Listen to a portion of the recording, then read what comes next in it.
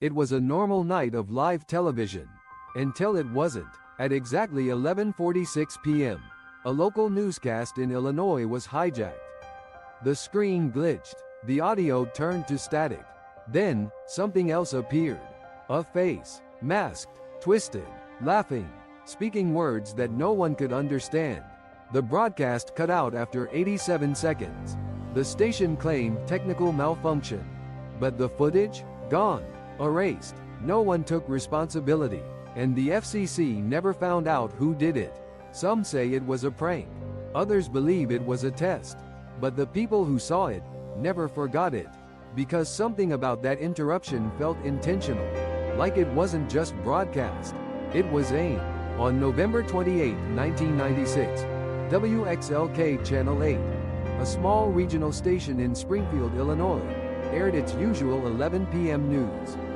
Hosted by anchor Dennis Moore, the segment featured typical small-town updates, a Thanksgiving parade recap, a local school fundraiser, and a weather forecast calling for light snow.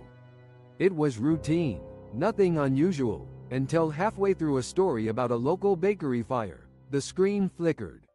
Then it froze. Then, the feed cut to black. This wasn't unheard of. Older stations occasionally experienced dropouts. But what happened next was anything but normal. Instead of returning to the news, viewers saw a sudden burst of colorful noise, pixelated distortion, loud static, and a sound like a modem connecting. Then, a new image appeared.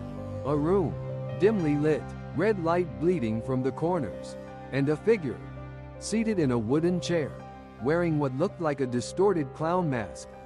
The mask was asymmetrical, one eye hole larger than the other, the mouth twisted sideways in a permanent grin.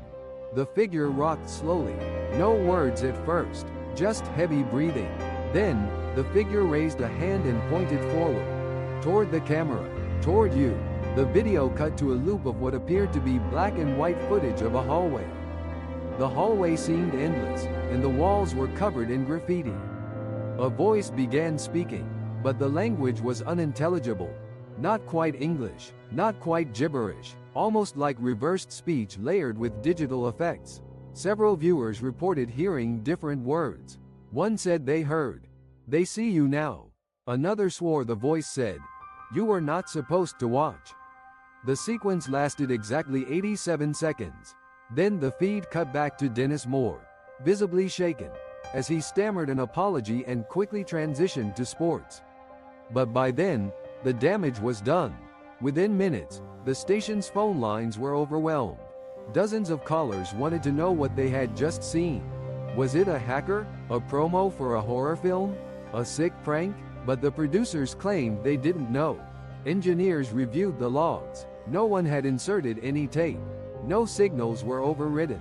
It was as if the transmission had been hijacked mid-air. The Federal Communications Commission was contacted. They launched a formal inquiry. But no source was ever traced. No pirate signal. No satellite interference. Nothing. The broadcast had disappeared from the station's archives. Not corrupted. Deleted. That's when people started to get really scared. Because the only copies that existed were on VHS tapes recorded by viewers at home. And some of those tapes began to behave strangely. One of the first tapes to surface came from a man named Carl Jennings. He recorded the 11 p.m. news every night on the same VCR, same tape.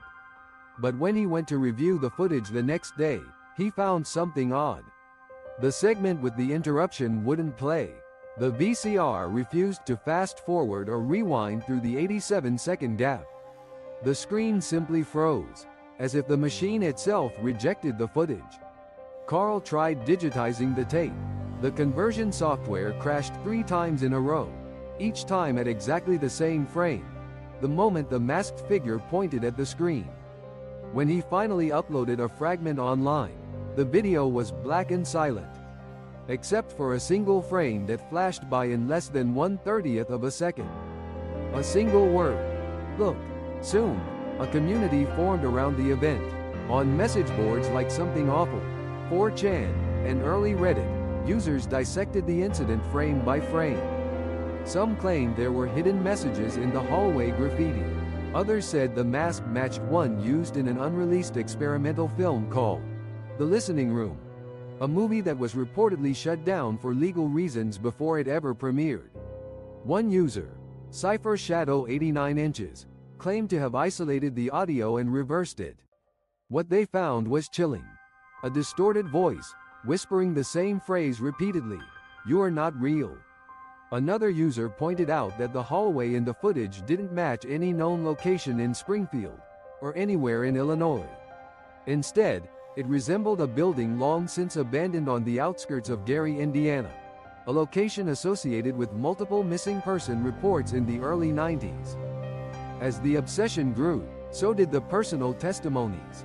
A woman named Leah wrote a blog post in 2007 explaining that she was 13 when she saw the interruption live. She said she dreamed of the masked figure for years. Always the same dream. She's sitting in her living room. The TV turns on by itself, and the figure slowly turns to face her. She described waking up with a nosebleed 3 times in the same month. Doctors couldn't explain it. Another man, Josh from Kentucky, claimed that after watching a digital re-upload of the footage, his smart TV began turning itself on every night at 11:46 p.m. Always to static. His girlfriend thought he was playing a joke, until one night, she saw it too. And the face on the screen wasn't the original mask.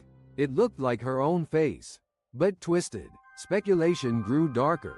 Some claimed it was a test of emergency broadcast hijacking, possibly military in origin. Others believed it was an ARG, a highly elaborate alternate reality game meant to promote a now-forgotten indie film. But none of the creators came forward.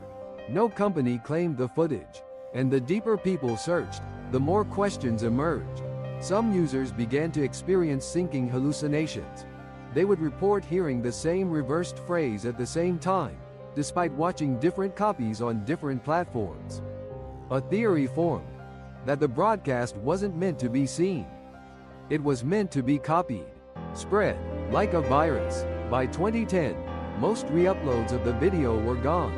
Not flagged for copyright, not removed by platforms, just gone. Dead links, blank pages, even Wayback Machine archives returned 404 errors. People began screenshotting everything, but even image files started corrupting. A user named @Sigelburner posted a photo of the mask, only for their account to disappear an hour later. When the image was re-uploaded, the eyes of the mask were replaced with black squares. No one had edited it. The last known public screening of the footage happened at a Lost Media convention in 2015. It was shown as part of a panel titled, "Broadcasts That Shouldn't Exist." During the screening, the projector glitched. Power went out for 43 seconds. When it returned, the laptop playing the footage had shut off completely. The file was unreadable. The presenter, a man in his 30s named Alex Brandt, suffered a seizure the next day. He recovered, but refused to ever speak of the incident again. He eventually deleted his YouTube channel, and his site, which hosted the last known intact file, went offline in 2016. Today, only fragments remain. Blurry stills, audio reconstructions, second-hand descriptions. But the memory lives on. People still report seeing that face in their dreams. Still hear static when the clock hits 11:46 p.m. Was it just a hijack? A prank? A psychological coincidence? Or was it an invitation to look, to listen, to disappear? This is Fade to Black, where the media they tried to erase comes back. Like, comment, subscribe, before this channel disappears too.